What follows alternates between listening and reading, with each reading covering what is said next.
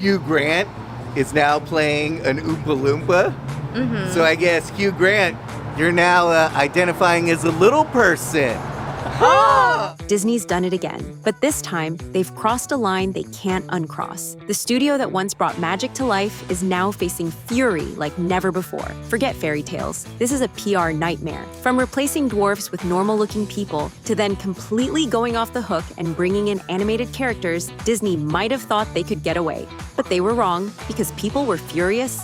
The storm was started by none other than Peter Dinklage, and we can't say we blame him. Back in January 2022, Peter, who's best known for his role in Game of Thrones and also happens to have dwarfism, came out swinging against the Snow White remake. But why? Well, he called it a backward story, and it took the world by surprise. You're progressive in one way, but you're still making that f***ing backward story of 7 dwarves living in a cave. What the f*** are you doing, man? Now here's where things got really messy. Disney, trying to play it cool, responded by saying they were actually already taking a different approach with the iconic 7 dwarfs. They claimed they'd been consulting with members of the dwarfism community to avoid reinforcing any old stereotypes. Sounds good on paper, right? But hold on, because not everyone agreed with Dinklage's take. Actors with dwarfism like Dylan Postal, Jeff Brooks, and Katrina Kemp didn't hold back. They felt Dinklage was speaking on their behalf without permission, and worse, possibly messing with potential job opportunities.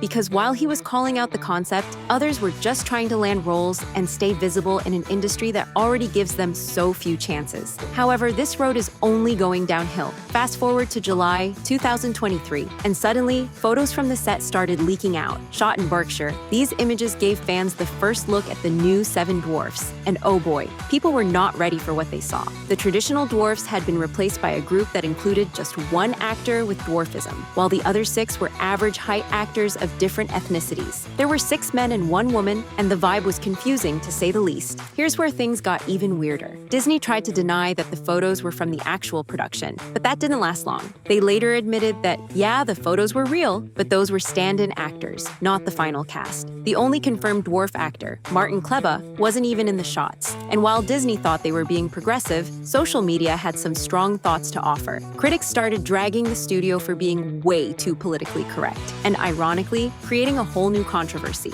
So the community Disney said they were trying to uplift felt excluded all over again. The amount of, if it ain't broken, don't fix it. Leave it the alone. Yeah, that's it. If it ain't broke, break it. Leave these stories alone. By the way, if she never opened her mouth and she didn't do all this nonsense, people would have gone and watched the movie.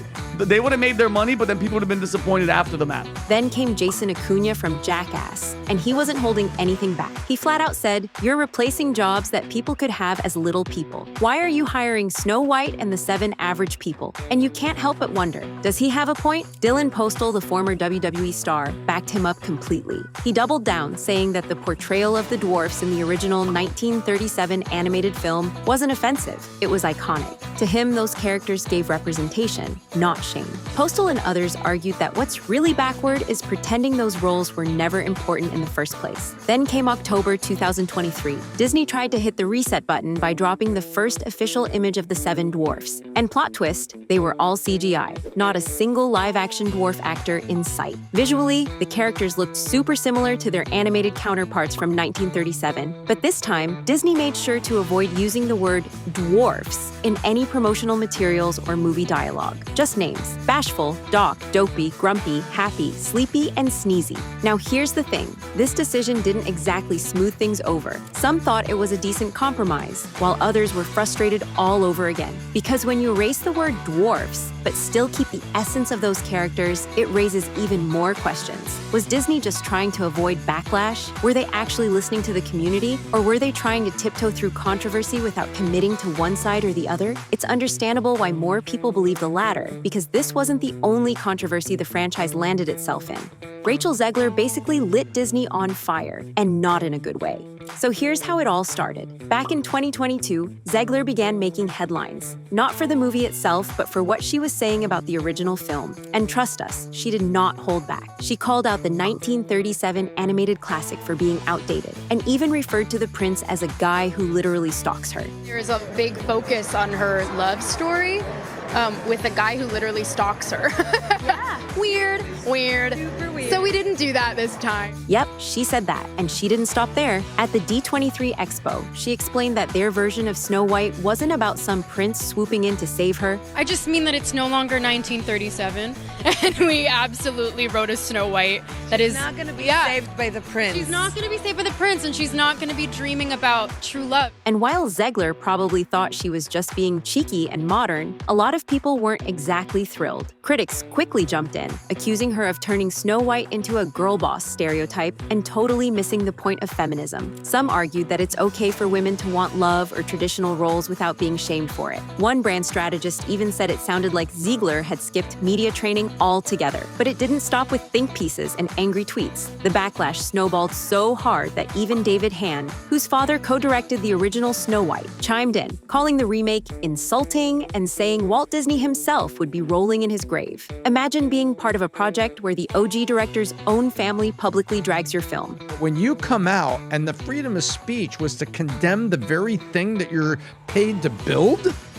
Are you kidding me? And here comes the wild twist. In response to all this controversy, conservative media outlet The Daily Wire decided they were going to make their own live-action version of Snow White. Yup, they announced Snow White and the Evil Queen, starring their commentator, Brett Cooper, set for release in 2025 to directly compete with Disney. But wait for it. By December 2024, Cooper left the company, and now, radio silence. No updates, no production news, just a lot of internet speculation. Meanwhile, Zegler tried to smooth things over in an October 2024 interview with Variety. She said she was heartbroken that people misunderstood her words and that, yes, there is a love story in the movie. Her explanation? Some jokes just didn't land. Relatable, right? But the internet wasn't totally ready to forgive just yet. Then, just when you thought the drama had peaked, enter international politics. After the teaser trailer dropped in August 2024, the film found itself in the middle of a geopolitical firestorm. BDS and Passy BI called for a boycott because Gal Gadot, who plays the Evil Queen, had served in the Israeli military and publicly supported Israel. Things got even more tense when Zegler openly supported Palestine, putting the two leads on opposite sides of one of the most divisive global conflicts. Despite all that, both actresses reportedly got along great during filming, but the tension outside the studio was intense. Gadot received death threats over her political stance, and Disney had to increase her security. Meanwhile, the calls to boycott the film grew louder, not just from activists overseas, but now from American conservatives too. Why? Because right after the 2024 presidential election, Zegler took to social media and let loose. She posted F Donald Trump and added, "May Trump supporters and Trump voters and Trump himself never know peace." Yeah, not exactly neutral. That one post sparked a new wave of boycotts, this time from the right-wing crowd who demanded Disney recast her. Zegler later apologized, saying she never meant any harm. But could she have taken her words back? Never. I never want it to come off as me being ungrateful for the opportunities I have. I can also be having the greatest time and simultaneously wishing people would stop sending me death threats. But how did things even get this bad? Let's go right back to the start. It all kicked off on October 31st, 2016, when The Hollywood Reporter let the world know that Disney was cooking up a live-action remake of Snow White and the Seven Dwarfs. Mark Platt, a serious fan of the original film, signed on as lead producer, and screenwriter Aaron Cressida Wilson was already in talks to shape the script. Fun fact, Disney had been toying with the idea since the early 2000s, and they almost turned it into a martial arts film set in China. By May 30th, 2019, Mark Webb was circling the director's chair. Then came a bit of a screenwriting shuffle. Greta Gerwig was briefly brought in to co-write, but ultimately Wilson got sole credit for the final script. Gerwig, along with several other high-profile names like Jez Butterworth and Stephen Levinson, still got behind-the-scenes credit for contributing. And now for the casting drama, because of course, there was plenty. In June 2021, Rachel Zegler landed the lead role of Snow White. It was a huge deal, and she quickly made headlines by saying this version of the character would be stronger than the original. That alone stirred up some online noise, along with everything else that was going on. Of everything from the original decisions with regard to casting to the insane, hardcore, nasty leftism of Rachel Zegler attacking her own co-star for being Israeli, and just and generally attacking men and suggesting that Snow White was a sexist story and all this. Controversy has been dogging this movie since the very beginning. But the bigger twist? Her casting was apparently pushed through thanks to a glowing recommendation from none other than Steven Spielberg, who had just directed her in West Side Story. Then, in November 2021, Gal Gadot was announced as the evil queen, and the internet lost its mind. Glamorous, fierce, and already a box office staple, she was perfect. But here's the wild part. On December 7th, Zegler casually mentioned in an interview that the prince from the original film had been completely replaced by a new character named Jonathan, played by Andrew Burnap. And it gets better. A new casting call went out for a younger Snow White, which eventually went to Emilia Focher. Meanwhile, Martin Kleba revealed at the 2022 Denver Fan Expo that he'd be playing Grumpy, a role he was basically born for, having played similar characters in both Snow White, The Fairest of Them All, and Mirror, Mirror. By February 2025, the rest of the 7 dwarfs were finally locked in. Jeremy Swift, Titus Burgess, Andrew Barth Feldman, Jason Kravitz, George Salazar, and Andy Grotelweschen joined the lineup. Salazar and Grotelweschen were making their film debuts. But now, let's talk filming, because it was chaotic. Originally, cameras were supposed to roll in March 2020 in Vancouver and Los Angeles. But then COVID happened, and everything got delayed until July. Fast forward to August 2021, and the new plan was to shoot in the UK.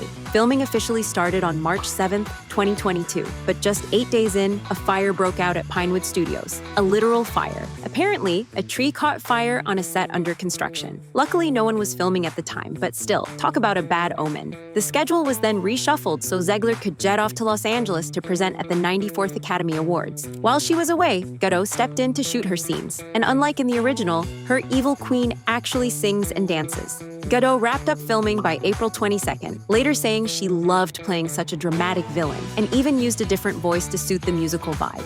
By July 13th, Zegler confirmed filming had wrapped. The choreography was handled by Mandy Moore, not the singer-actress, but the La La Land legend, so expectations were high. Then came the plot twist Disney wasn't expecting. They hated the first cut. In June 2024, reshoots were ordered. Some parts of the original ending were axed and replaced with a new scene involving the evil queen and the magic mirror. A song called Snow White Returns was added late in the game, while another emotional ballad, Hidden in My Heart, got cut. That one was apparently a tearjerker sung by one of the dwarfs, and the New York Times even called it a second-act showstopper. And let's not forget the visual effects. This wasn't some rushed job. Disney brought in the big guns, Moving Picture Company, Framestore, Lola Visual Effects, and several more all teamed up to create the magic. So it seemed like things were destined for success, but did this success really show itself in the release? Nope. In fact, the film's reception could not have been more terrible. As of April 9th, 2025, the film had made $78.8 million in the US and Canada, plus $91.3 million internationally, which makes a global total of $170.1 million. Sounds decent, right? Well, not when Disney was reportedly aiming for a $500 million safety net. Ouch. They've lost $200 billion in the last 4 years for me. $200 billion $200 billion in the last 4 years. I mean, I'm not surprised. $200 billion. And by the way, $200 billion. Opening weekend projections were slashed late in the game, and it debuted at $42.2 million, enough to top the box office, but definitely not the royal entrance Disney wanted. Critics blamed May reviews, weak buzz, and a disconnect with younger audiences. By week 3, it had already slid to 4th place. The reviews are also a complete mixed bag. Rotten Tomatoes sits at 40%, Metacritic at 50%, and CinemaScore gave it a B+. Rachel Zegler's performance was praised across the board, with some critics calling her the only magical part of the film. Others, however, were not so kind. Some said it was clumsy, awkward, and bland.